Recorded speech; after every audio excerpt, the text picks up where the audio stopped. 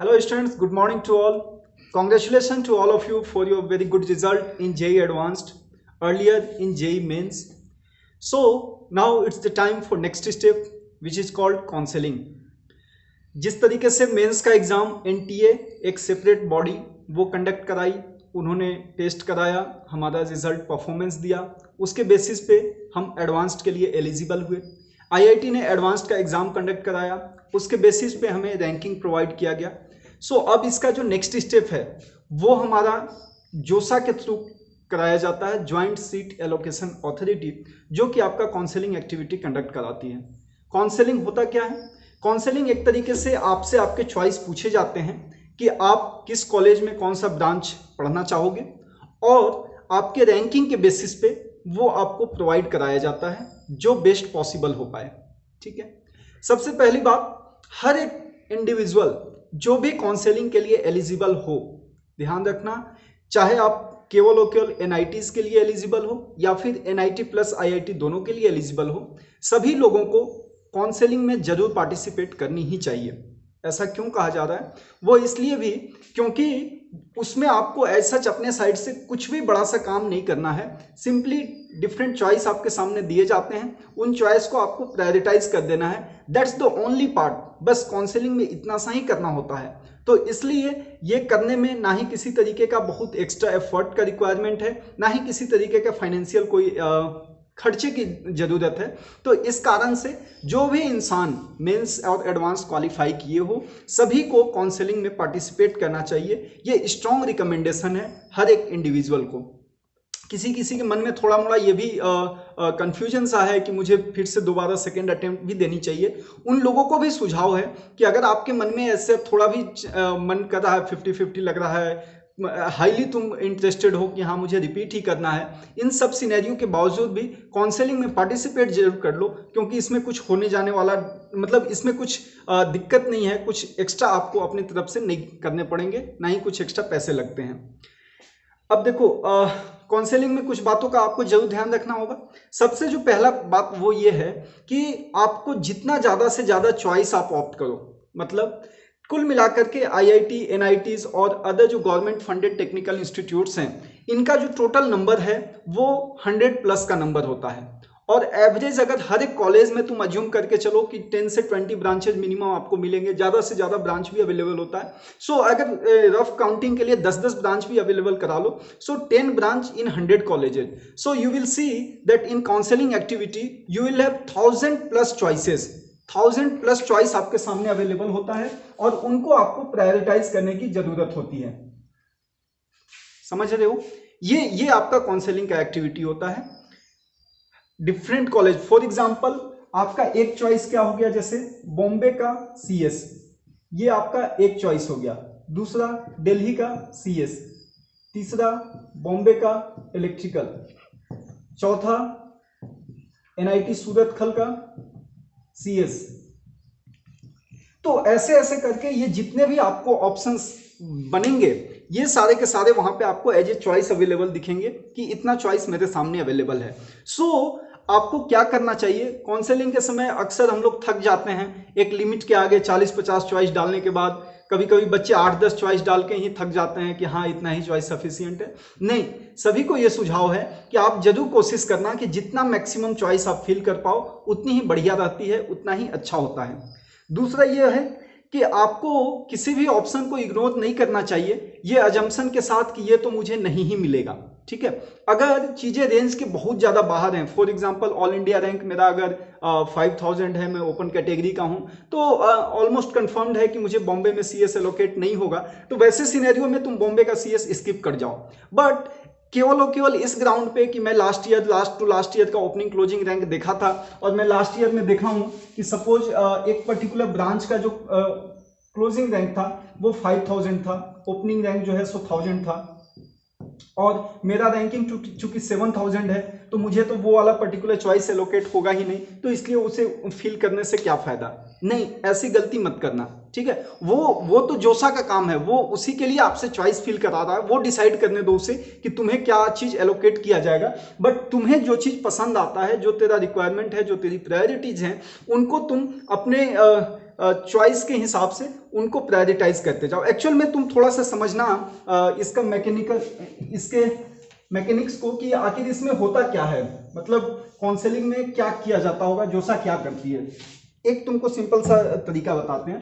Let's say कि जैसे all India rank के 10 लोगों का नाम ले लो। AIR 1 है किसी का, AIR 10 है किसी का, AIR 100 है किसी का, AIR 1000 है किसी का। ठीक है, जिस किसी का AIR 1 था, इससे भी पूछा गया कि भाई तेरा first, second, third, fourth, fifth ऐसे करके 100 200 चॉइस क्या है। ठीक है, लेट्स से कि फर्स्ट वाले पर्सन ने बोला कि मेरा पहला चॉइस है बॉम्बे का CS, दूसरा चॉइस है मेरा बॉम्बे का दिल्ली का CS, तीसरा चॉइस है बॉम्बे का इलेक्ट्रिकल, कुछ ऐसे करके। ठीक है, 10th वाले ने भी बोला मेरा पहला चॉइस है बॉम्बे का CS, दूसरा चॉइस है दिल्ली का CS, तीसरा चॉइस है बॉम्बे का इलेक्ट्रिकल, लाइक दैट। 100th वाले ने भी बोला बॉम्बे का CS, दिल्ली का CS, बॉम्बे का इलेक्ट्रिकल, और 1000 वाले ने भी बोला बॉम्बे का CS, दिल्ली का CS, बॉम्बे का इलेक्ट्रिकल। ऐसे करते करते वो आगे फर्दर बढ़ता गया। ठीक है, अब जोसा क्या करेगी, जोसा बॉम्बे का CS सबसे पहले इसको प्रायोरिटी देगी। ठीक है, फर्स्ट वाले AIR 1 को उसने दिया। उसी तरीके से इंडिविजुअल कैटेगरी में भी वैसे ही काउंसलिंग बढ़ता जाता है, कैटेगरी में AIR 1, कैटेगरी में AIR 2, उस टाइप से। फर्स्ट चॉइस वाले को उसने देखा कि इसका डिमांड था बॉम्बे का CS। ठीक है, बॉम्बे के CS के पास total number of seat let's say कि 60 अवेलेबल है। इसने क्या किया, AIR 1 वाले को बॉम्बे CS दे दिया। ठीक है, फिर उसने देखा कि AIR 2 वाले ने भी CS मांगा था, उसको भी दे दिया। ऐसे करते करते इसने देखा कि AIR 10 वाले ने भी मांगा है, 10 वाले को भी इसने दे दिया। 100th वाले में भी बॉम्बे का CS ही पहला चॉइस में मांगा था, लेकिन पता चला इसे कि AIR 80 जाते जाते बॉम्बे का CS टोटल क्लोज हो गया। जो 60 सीट थे वो टोटल फुल हो गए। कहां तक, ऑल इंडिया रैंक 80th वाले को एलोकेट करते करते बॉम्बे का CS का सारा सीट फुल हो गया। तो अब जब 100th रैंक वाले की बारी आएगी, जब 100th वाले का ये चॉइस देखेगा, जोसा जब चॉइस देखेगा, वो बोलेगा कि भाई आपका पहला डिमांड तो बॉम्बे का CS था, बट बॉम्बे CS चूंकि अब क्लोज हो चुका है, तो अब मुझे आपको आपके सेकंड चॉइस के हिसाब से जो भी आपने यहाँ पे डिमांड किया है, मैं उसकी तरफ बढ़ता हूँ, देखता हूँ कि वो आपको अवेलेबल कराया जा सकता है क्या। तो उसने देखा कि इसने सेकंड चॉइस में दिल्ली का CS रखा था, तो अब जोसा जो है 100th रैंक वाले को दिल्ली का CS दे रहा है, और दिल्ली CS के करस्पॉन्डिंग भी अगेन इसी टाइप का। लेट से वहां पे अगर 60 सीट्स हैं तो दिल्ली CS 60, पहला इसने किसको सीट दे दिया, 100th रैंक वाले को। फिर दूसरा ये किसको देगा, जो भी इसके बाद अपने प्रायोरिटी लिस्ट में दिल्ली CS को आगे रखे होंगे, उन सारे रैंकिंग वाले को ये एलोकेट करता चला गया। ठीक है, लेट से कि 1000 वाले ने भी बोला था कि हमें पहली चॉइस में बॉम्बे की CS चाहिए, लेकिन जोसा बोला कि नहीं भाई बॉम्बे CS के सारे सीट्स फुल हो गए हैं, तो उसका पहला चॉइस वो अब उसको नहीं दे पाएगा। दूसरा चॉइस उसका था दिल्ली CS। दिल्ली CS में इसने देखा कि 60 सीट्स को जाते जाते जो है 200 रैंक पे दिल्ली CS क्लोज हो गया। तो जो 1000 रैंक का स्टूडेंट है उसको जोसा कहती है कि भाई तेरा दिल्ली CS अब तुमको नहीं दिया जा सकता है, क्योंकि दिल्ली का CS भी अब क्लोज हो चुका है। तो वो नेक्स्ट चॉइस उसका देखता है कि बॉम्बे का उसका इलेक्ट्रिकल है, तो उसको कहेगा तुम बॉम्बे का इलेक्ट्रिकल तुमको एलोकेट कर दिया गया। बॉम्बे इलेक्ट्रिकल के पास लेट से 60 सीट्स थी। ठीक है, तो एक किसको अलॉट हो गया, 1000 रैंक वाले को। सो होपफुली तुम्हें ये रियलाइज हो रहा होगा कि किस तरीके से जोसा का जो काउंसलिंग प्रोसेस होगा, किस तरीके से हमें सीट एलोकेट करता है। ठीक है, अब देखो, अब यहाँ पे कुछ बातें जो जरूर तुमको समझाने चाहेंगे। कोई भी छोटा चॉइस बीच में मत ऐड करना। छोटा चॉइस कहने का मतलब ये है कि सपोज ये 100 रैंक का लड़का था, इसने फर्स्ट चॉइस बॉम्बे CS डाला, सेकंड चॉइस बाय मिस्टेक इसने जो है दिल्ली CS ना डाल करके सेकंड चॉइस में इन्हें इसने कुछ छोटा सा मतलब दूसरे टाइप का ब्रांच डाल दिया। छोटा बड़ा कुछ नहीं होता है, मान लो इसने डाल दिया रुड़की का सिविल इंजीनियरिंग। ठीक है, तो 100 रैंक होने के बावजूद इसे जो कि और ऊपर के चॉइसेस मिल पाते हैं, बट चूंकि इस लड़के ने अपने सेकंड प्रायोरिटी में रुड़की का सिविल डाल दिया था, तो इसके 100 चॉइस पे ही इसको रुड़की का सिविल मिल जाएगा। कहने का मतलब यह है कि जो सब तुम्हारे प्रायोरिटी ऑर्डर को वेटेज देती है कि तुमने क्या क्या चीजें डिसाइड किया है, उसके अकॉर्डिंग वो तुमको ब्रांच एलोकेट करेगा, कॉलेज एलोकेट करेगा। तो इसलिए कभी भी इस चीज को जरूर अवॉइड करना कि आपका रैंकिंग जिस रेंज का है उसी रेंज के करस्पॉन्डिंग तुम आगे बढ़ना, उसमें कुछ बीच की चीजें मत कवर करना। फॉर एग्जाम्पल एक और चीज जो तुम लोगों को प्रिकॉशन लेके चलना होगा इस जब से जोसा का एक्टिविटी स्टार्ट हुआ है कि अब तुमसे जो है आईआईटी और एनआईटी के चॉइस मिक्स तरीके से पूछे जाएंगे। ठीक है, मिक्स्ड मैनर में तुमको आईआईटी और एनआईटी को डिफाइन करना होता है। फॉर एग्जाम्पल कोई लड़का अपना पहला चॉइस में डाल दिया था, ठीक है, बॉम्बे सीएस की बात हो रही थी तो बॉम्बे सीएस डाला था। दूसरा चॉइस उसने दिल्ली सीएस डाला था। तीसरा चॉइस में हो सकता है, मतलब यू हैव द फ्रीडम कि तुम जो हो सूरतखल का सीएस डाल दो। ठीक है, फिर से चौथा चॉइस में तुम्हारे पास चॉइस है कि तुम जो हो सो खड़गपुर का जो है सीएस वापस से डाल दो। मतलब जोसा इसी के लिए मेनली है कि इसमें तुमको आईआईटी एनआईटी सारे चॉइस तुम्हारा मिक्स ऑर्डर में डालने हैं। ठीक है, तो इसलिए तुम ये चीज बड़े अच्छे से पहले डिफाइन कर लो अपने मन में किन किन बातों का ध्यान रखना है। तो सबसे पहला चीज जो तुमको डिसाइड कर लेना चाहिए वो तो तुमको ये फाइनलाइज करना होगा कि तुम्हारे प्रायोरिटी में क्या चीज बड़ा है। क्या तुमको आईआईटी जाना है या फिर तुम्हें एनआईटी जाना है या फिर तेरे लिए कोई भी मतलब एनी ऑफ टू, दोनों एज इट इज तेरे लिए वेटेज रखते हैं। तुम्हारा रिक्वायरमेंट है कि मुझे ब्रांच, मेरा स्पेसिफिक ब्रांच अच्छा वाला मिल जाए, ये चीज कॉलेज कोई सा भी रहे मुझे ज्यादा फर्क नहीं पड़ता है। तो तुम पहले ये चीजें अपने माइंड में प्रायोरिटाइज कर लो, उसी के करस्पॉन्डिंग तुमको चॉइस फिल करनी होगी। क्योंकि जो एनआईटीज और अदर जीएफटीआईज तुमको एलोकेट होंगे वो तेरे मेंस के रैंकिंग पे अलॉट होंगे, और जो आईआईटीज तुमको अलॉट किया जाता है वो तुम्हारे एडवांस्ड के रैंकिंग पे। लेकिन जो काउंसलिंग का एक्टिविटीज होता है उसमें दोनों को तुमको मिक्स्ड मैनर में रखना पड़ता है। ठीक है, तो इसलिए मान लो कि किसी का अगर डिसीजन है कि मुझे कुछ भी हो जाए मुझे आईआईटी ही जानी है, तो तुम्हें क्या करना पड़ेगा कि ऊपर के 50 चॉइस में, ऊपर के 200 चॉइस में, वहां तक तुम आईआईटीज के सारे चॉइस ऑप्ट करो, फिर उसके बाद एनआईटीज को इन कराओ। ठीक है, फिर उसके बाद वापस से जो है आईआईटीज के और चॉइस को डाल सकते हो। कहने का मतलब यह है कि अगर तेरा प्रायोरिटी जैसा है उसके अकॉर्डिंग तुम्हारा चॉइस डेवलप होगा। ठीक है, अब देखो, अब लास्ट जो सबसे बड़ा मुद्दा है उस पर वापस से आते हैं कि आखिर हमें किसको पहले रखना चाहिए, किसको बाद में रखना चाहिए। तो ऑफ कोर्स ये पर्टिकुलर डिसीजन तुम्हें लेना पड़ता है, ये तुम्हारा लाइकिंग और डिसलाइकिंग होता है। इसमें तुमको रिकमेंडेशन दिया जा सकता है कि किन किन बातों का तुम्हें ध्यान रखना चाहिए।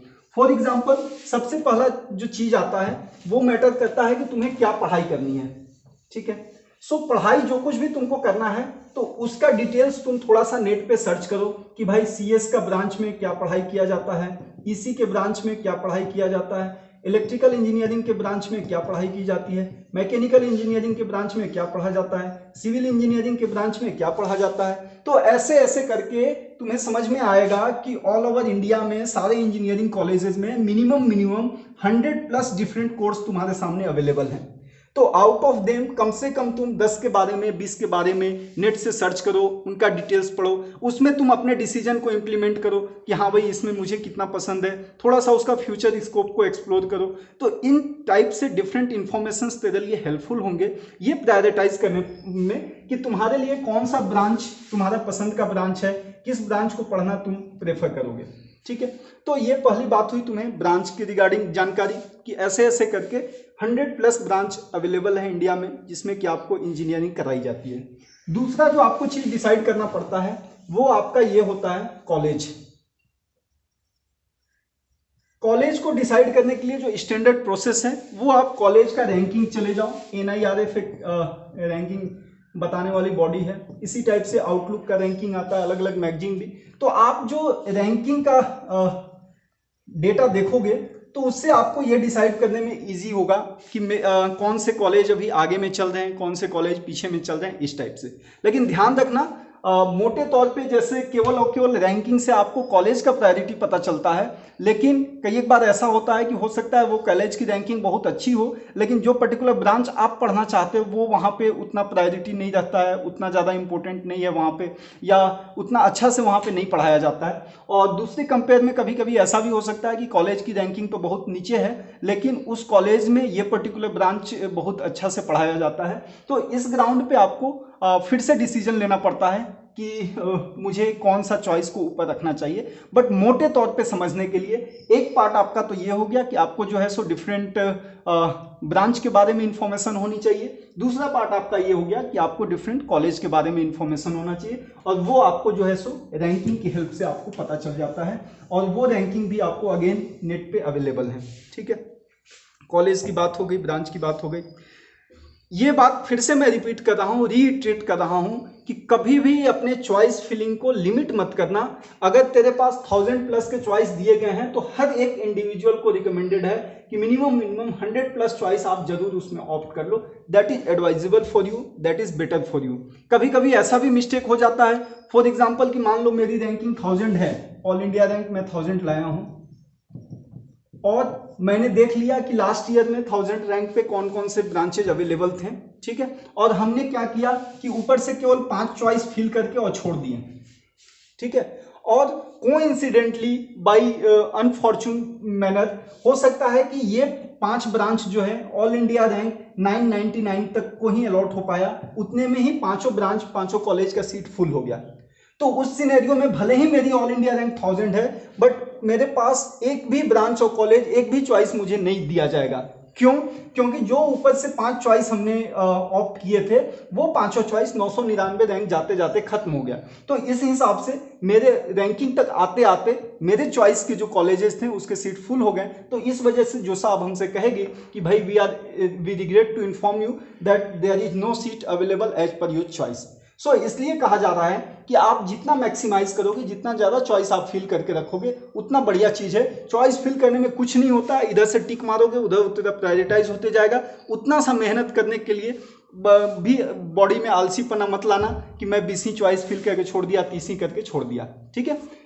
दूसरी बात कौन सी थी कि मुझे ये मिलेगा कि नहीं मिलेगा, ये डिसीजन आप मत लो, ये डिसीजन जोसा को लेने दो। आपको चाहिए क्या, केवल आप ये डिमांड जोसा के सामने रख दो। बाकी एक्टिविटीज करने के लिए उनके बैक एंड सपोर्ट जो होगा, उनका सिस्टम जो सॉफ्टवेयर डेवलप किया हुआ है, वो काम आपका करता रहेगा।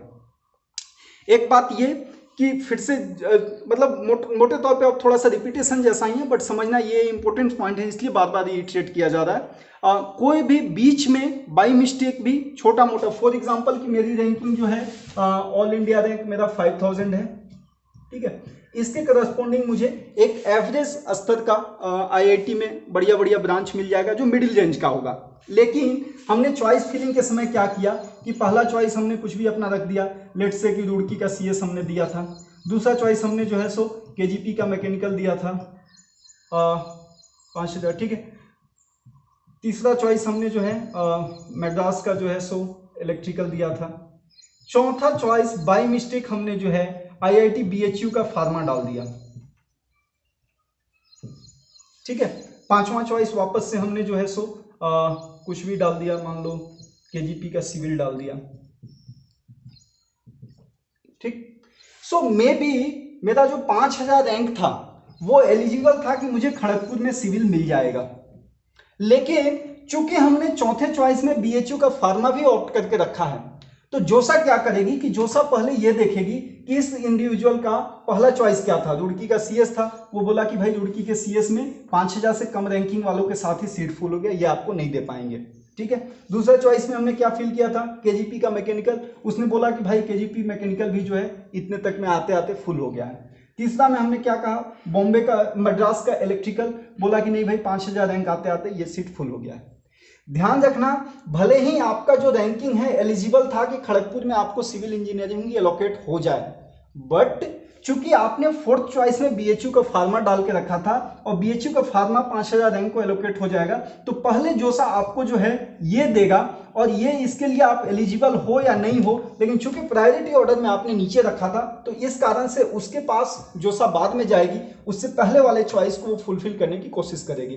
कहने का मतलब ये है कि वो ऊपर से डिसाइड करता है जो भी चीजें आपने सेलेक्ट किए हो उनमें से इस पर्सन को क्या बेस्ट एलोकेट किया जाए, जो आपने चॉइस ऑप्ट किए हो उसमें से क्या बेस्ट एलोकेट किया जाए, ये जोसा डिसीजन लेता है, ठीक है। सो ये रफ ओवरव्यू है तुमको काउंसलिंग एक्टिविटीज के बारे में। एक चीज और जिससे बच्चे कभी कभी कंफ्यूज होते हैं कि भाई काउंसलिंग करने में पैसा लगेगा। हाँ, पैसा लगता है, लेकिन कब लगता है, जब आपका सीट एलोकेट हो जाता है और उस सीट एलोकेशन को आप जब कंफर्म करने जाते हो कि हाँ भाई मुझे कॉलेज ज्वाइन करनी है, तो उस समय काउंसलिंग फी जो है सो वो मतलब सीट को कंफर्म करने के लिए, और वो भी हमें लगता है शायद कुछ 35-40,000 के रेंज में होगा अमाउंट। और एक चीज और ध्यान रखना कि भले ही आपने वो 35-40 हज़ार रुपए जमा कर दिए, बट अगर लास्ट राउंड, कभी कभी क्या होता है, जैसे देखो समझना इसको, डिफरेंट राउंड ऑफ काउंसलिंग होगी, वो देखे होगे, first round, second round, third round, fourth round, fifth round, ऐसे कर करके, ठीक है। सो मान लो कि मैंने पहला चॉइस अपना डाल के रखा था। अब थोड़ा सा ब्रांच बदल लेते हैं, आज एक ही ब्रांच बार बार डिस्कस हो रहा है, ठीक है। कॉलेज भी थोड़ा सा, मान लो कानपुर का हमने पहला चॉइस डाला था इलेक्ट्रिकल, दूसरा चॉइस हमने डाल के रखा था रुड़की का जो है सो मैकेनिकल, तीसरा चॉइस हमने डाल के रखा था गुवाहाटी का जो है सो गुवाहाटी का कोई एक ब्रांच ले लो, सिविल मान लो, ठीक है। चौथा चॉइस हमने डाल के रखा था ISM धनबाद का, माइनिंग डाल के रख लो, ठीक है। पांचवा चॉइस हमने डाल के रखा था कुछ इसी टाइप से, और दूसरे IITs का नाम ले लो, मद्रास ही आ जाते हैं, ठीक है। मद्रास का मान लो हमने नीचे से कुछ डाला होगा, कुछ भी एक ले लो, ठीक है, सिविल डाल दो, ठीक। अब देखो, हमारी इंटरेस्ट है कि मुझे कानपुर में इलेक्ट्रिकल की पढ़ाई करनी है। सेकंड मेरा चॉइस है कि अगर ये नहीं मिल पाया तो हमको रुड़की में मैकेनिकल दे दो। तीसरा चॉइस है कि वो भी नहीं मिल पाया तो गुवाहाटी में सिविल दे दो। चौथा हमने कहा कि ठीक है कुछ नहीं हुआ तो माइनिंग दे दो। पांचवा कहा कि ठीक है यहाँ पे हमको सिविल दे दो। बट फर्स्ट राउंड के बाद लेट से कि हमें जो ब्रांच अलॉट हुआ है वो ISM का माइनिंग हुआ। कब? फर्स्ट राउंड में। अब यहां पे तुमको डिसाइड करना होता है कि तुम्हें क्या करना है। तीन टाइप का चॉइस तेरे पास अवेलेबल होता है। लेट से जोसा आपसे पूछती है कि क्या ISM का माइनिंग आपके पसंद का है। अगर आपका पसंद का है, आप कंफर्म हो, तो सीट यहां पे फिक्स कर लो अपना कि हाँ ये मेरा फिक्स हो गया, ठीक है। लेकिन सपोज अब इसमें दो टाइप के और चॉइस आते हैं। एक को फ्लोट बोलता है और एक का देखो वर्ड भूल गया मैं।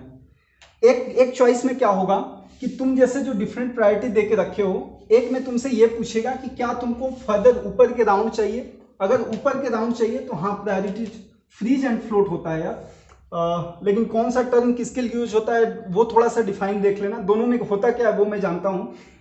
फ्रीज तो हो गया कि तुम अपना फिक्स कर दिए। सॉरी, इस टर्म को एक बार तुम अलग से देख लेना, ठीक है। एक में फ्रीजिंग है, एक में फ्लोटिंग है, और एक और कोई तीन टर्म वहां पे यूज होता है। एक का मतलब ये होता है कि जो मुझे दिया गया अब मैं इसके साथ खुश हूं, मैं इसको कंफर्म डन कर दिया। दूसरा चॉइस आपका ये होता है कि मैंने अभी इसको रख लिया है टेम्पोररी बेसिस पे, बट मेरी इच्छा है कि मुझे ऊपर वाले चॉइस मेरे दिए जाएं। और तीसरा चॉइस ये होता है कि मैंने इसको ऑप्ट किया, लेकिन जैसे यहाँ पे अब क्या था कि ISM अलग से एक ही रखा ना। सपोज कोई पर्सन यहाँ पे थर्ड के बाद फोर्थ चॉइस में डाल के रखा था ISM का CS, और फिफ्थ चॉइस में यहाँ पे डाल के रखा था ISM का माइनिंग, सिक्स्थ में डाल के रखा था मद्रास का सिविल। सो उसको अभी फिफ्थ चॉइस ISM का माइनिंग दिया गया है, और उसने फोर्थ में ISM का CS डाल के रखा था, ठीक है। तो जो सा तुमसे पूछती है कि तेरे पास दो चॉइस, तीन टाइप का चॉइस होता है। एक तो कि भाई मैं इसको लिया, इसको खुश हो गया, अब मेरा काउंसलिंग कवर हो गया। दूसरा चॉइस तुमसे ये पूछा जाएगा कि क्या तुमको ISM में ऊपर के चॉइसेस चाहिए, मतलब कि ISM मेरा फिक्स हो गया, ठीक है। ISM में मैं जो ऊपर में प्रायोरिटी देके रखा हूं, जैसे CS यहाँ के केस में था। कोई लोग हो सकता है कि ISM में 5-6 डिफरेंट चॉइस ऑप्ट करके रखे हो, तो वो जो सा आपसे पूछती है कि अगर आपको चाहे तो ISM कहीं और प्रायोरिटी वाले ऑर्डर में कवर हो जाएंगे, लेकिन दूसरा कॉलेज उसमें कंसिडर नहीं किया जाएगा। और तीसरा चॉइस ऐसा है कि मेरे ही प्रायोरिटी लिस्ट में ऊपर से कुछ भी, ठीक है, कॉलेज स्पेसिफिक कोई उसमें नहीं है। पांचवा चॉइस के बाद वो चौथा देखेगा, चौथा के बाद तीसरा देखेगा, तीसरा के बाद दूसरा देखेगा, दूसरा के बाद पहला देखेगा। हाँ, तो हम पैसे की डिस्कशन कर रहे थे। सो लेट्स से कि काउंसलिंग में तुमने डिसाइड कर लिया, ये सीट को तुमने अपना फिक्स कर दिया, और सब्सिक्वेंटली लास्ट राउंड के बाद भी चूंकि मेरी इच्छा थी केवल और केवल कानपुर में इलेक्ट्रिकल की पढ़ाई करने की, बट फाइनल राउंड के बाद भी मुझे कानपुर का इलेक्ट्रिकल नहीं मिला, तो उस कंडीशन में मेरे पास ऑप्शन होता है कि मैं जो चॉइस अपने लिए लेकर के आगे बढ़ा था, ठीक है, मैं अपना सीट को कंफर्म बता दूं कि भाई मुझे चूंकि मेरे पसंद का सीट नहीं मिला है तो इसलिए मैं एग्जिट करना चाहता हूं। तो वैसे टाइम पे जब तुम एग्जिट करोगे तो जो इनिशियल अमाउंट तुमसे 35-40,000 के आसपास लिया जाता है, उसमें से मैक्सिमम 1,000 रुपये डिडक्ट करके सारे पैसे एज इट इज आपको वापस कर दिए जाते हैं। इसीलिए स्टार्टिंग में भी बोल रहे थे कि चूंकि इनिशियल फेज में तो तुमको पैसे लगते ही नहीं है, ठीक है। एक बार जब सीट अलॉट होना शुरू हो जाता है तो सीट को फिक्स करने के लिए, सीट को या काउंसलिंग राउंड में बने रहने के लिए वहां से तुमको पैसा देना पड़ता है, बट वो पैसा भी दे देना कंपलसरी नहीं है कि आपको जो है सो फिक्स एडमिशन ही लेना पड़ेगा। उस पैसे देने के बावजूद भी फर्दर राउंड्स में अगर आपके चॉइस की चीज़ें, आपके पसंद की चीज़ें आपको नहीं अलॉट की गई हैं तो आप फाइनली एग्जिट करके भी वो माइनर डिडक्शन करते हैं 1000-2000 रुपीज़ का, बाकी सारी पैसे आपके एज इट इज़ वापस मिल जाएंगे। तो इसलिए जब आपको फ़ी भी देना पड़े, फॉर एग्जाम्पल कि एक बार ये होता है कि फर्स्ट राउंड के बाद मुझे बहुत नीचे का कोई चीज़ मिला तो वहीं से हम थोड़े से निराश हो जाते हैं। नहीं, निराश होने की जरूरत नहीं है। फर्स्ट राउंड के बाद आप पैसे अगर मांग रहे हैं, पैसे की रिक्वायरमेंट है वहाँ पे, क्योंकि आपको सीट फिक्स करानी है, मतलब काउंसलिंग में बने रहना है, तो आप पैसे दो वहाँ पे और सब्सिक्वेंटली आगे के राउंड्स के लिए वेट करो कि मेरा चॉइस मिल पाता है कि नहीं, और लास्ट राउंड जाने के बाद डिसीजन लो कि मुझे कॉलेज ज्वाइन करनी चाहिए या कॉलेज नहीं ज्वाइन करनी चाहिए। उस समय अगर नहीं ज्वाइन करोगे तो तुम्हारा काउंसलिंग फी जो इनिशियली जमा कराया था वो लोग आपको रिटर्न कर देंगे। एक और मैटर थोड़ा सा प्रिपरेटरी कोर्स के बारे में। प्रिपरेटरी कोर्स को अगर डिफाइन करना चाहो तो उसके लिए एक लाइन में ये है कि आईआईटी में रह के आईआईटी की तैयारी, ठीक है, ये एससी एसटी पीडब्ल्यूडी केसेस के लिए एप्लीकेबल होता है। उसमें क्या होता है, certain amount of seat college के फिक्स किए जाते हैं, उन सीट्स पे प्रिपरेटरी कोर्स के स्टूडेंट्स को लाया जाता है और उनको वापस से वहाँ पे फिजिक्स केमिस्ट्री इंग्लिश ये सब चीज़ें पढ़ाई जाती हैं। उसके बेसिस पे 1 साल के बाद आपका एग्जाम होगा, उस एग्जाम को जो लोग क्वालिफाई करते हैं उनको आगे 4 साल का बीटेक कराया जाएगा। तो प्रिपरेटरी को अगर समझना चाहो तो प्रिपरेटरी का मतलब होता है आईआईटी में रह करके आईआईटी की तैयारी, ठीक है। इसके बाद एक और स्पेशली गर्ल्स के लिए ये पार्ट है, ये जो सुपर इन्यूमनरी का कंसेप्ट है ये, ठीक है। सुपर इन्यूमनरी मतलब क्या होता है? सुपर इन्यूमनरी का मतलब ये होता है कि एक पर्टिकुलर कॉलेज में, एक पर्टिकुलर ब्रांच में इतनी गर्ल्स का होना कंपलसरी है। फॉर एग्जांपल लेट्स से किसी ब्रांच में टोटल 100 सीट्स हैं, ठीक है। नॉर्मल काउंसलिंग की हेल्प से इसमें 90 बॉयज़ को सीट मिल रहा है और 10 गर्ल्स को सीट मिल रहा है एंड 20% का सीट जो है सुपर इन्यूमनरी है। तो इसमें क्या करेगा, इसमें जो है आईआईटी को ये करना पड़ेगा कि 10 एक्स्ट्रा गर्ल्स को उनको डालना है। क्यों? क्योंकि उनका जो परसेंटेज होना चाहिए, गर्ल्स का जो परसेंटेज होना चाहिए वो मिनिमम वहाँ पे 20% जरूर होना चाहिए। तो नॉर्मल सिनेरियो में 90 बॉयज़ प्लस 10 गर्ल्स जा रही थी, बट 10 गर्ल्स वो एक्स्ट्रा जाएंगी, सुपर इन्यूमनरी सीट ये है। बट अगर इसकी जगह 80 boys plus 20 girls normal counselling process से ही होगा तो यहाँ पे एक भी एक्स्ट्रा गर्ल्स नहीं जाएंगी, और यहीं पे अगर नॉर्मल काउंसलिंग प्रोसेस से 100 बॉयज़ को ही केवल सीट अलॉट हो रहा था, गर्ल्स को एक भी अलॉट नहीं हो रहा था, तो इस सिनेरियो में 20 गर्ल्स को एक्स्ट्रा लिया जाएगा। सो कहने का मतलब यह है कि सुपर इन्यूमनरी सीट्स जो हैं एक तरीके का गर्ल्स के लिए रिजर्वेशन है, बट वो रिजर्वेशन लिटिल बिट डिफरेंट है। डिफरेंट इन द सेंस कि वहाँ पे उनका प्रोपोर्शन कंप्लीट किया जाता है, उनका रेशियो फुलफिल करा जाता है कि गर्ल्स और बॉयज़ का रेशियो इतना क्लास में मेंटेन होना चाहिए, और उस रेशियो को मेंटेन करने के लिए जितना एक्स्ट्रा गर्ल्स को रिक्वायर्ड होता है उतना वो नीचे से लेते हैं। यहाँ पे जैसे देख रहे हो 90 + 10 है तो 10 गर्ल्स, 80 + 20 हो गया तो एक भी गर्ल्स एक्स्ट्रा नहीं जाएंगे, 100 + 0 है तो 20 गर्ल्स एक्स्ट्रा जाएंगी। तो ये एक गर्ल्स के लिए था, सुपर इन्यूमनरी का कंसेप्ट था। तो इस कारण से जो है इस कारण से जो है गर्ल्स के लिए एक्स्ट्रा एडवांटेज है। तो आपको भी चॉइस फिलिंग के समय बड़े स्मार्टली अपने चॉइस को फिल करना चाहिए। अगर सचमुच में पूछो, अगर तरीका देखा जाए तो एक बार जब जोसा के लिंक पे, जोसा के पोर्टल पे जाकर के तुम अपना लॉगिन कर लोगे तो उस लॉगिन करने के बाद तुम्हें क्या करना चाहिए कि सारे चॉइस को मोटे तौर पे तुम उसमें से एक बार देख लो, और उसके बाद अगर प्रिंट पॉसिबल हो पाए तो उसका प्रिंट निकाल करके और सेपरेटली ठंडे दिमाग से सारे चॉइसेस को प्रायोरिटाइज कर लो, 1 2 300 200 300 जितना चॉइस तुम्हारा इच्छा हो उतना चॉइस फिल करने का, और उसके बाद जो है वापस से जाकर के फिर से लॉगिन करो और फिर से अपना जो है सो डिटेल्स उसमें फिल करते जाओ। तो ये प्रोसेस आपके लिए ज़्यादा अच्छा होगा कंपेयर्ड कि सीधे लॉगिन में पोर्टल पे लॉगिन किए और उसके बाद तुरंत चॉइस फिल करने लगे। तो उसमें हो सकता है कि कभी कभी डिसीजन लेने में मिस्टेक हो सकते हैं। तो इसलिए 2-3 स्टेप में करो। टाइम तेरे पास सफिशियंट है, 6 तारीख से 10 या 11 तारीख का डेट उन्होंने दिया है, और 12th को फर्स्ट राउंड में जो है मॉक सीट अलॉटमेंट वो लोग करेंगे। मॉक सीट अलॉटमेंट मतलब क्या हुआ,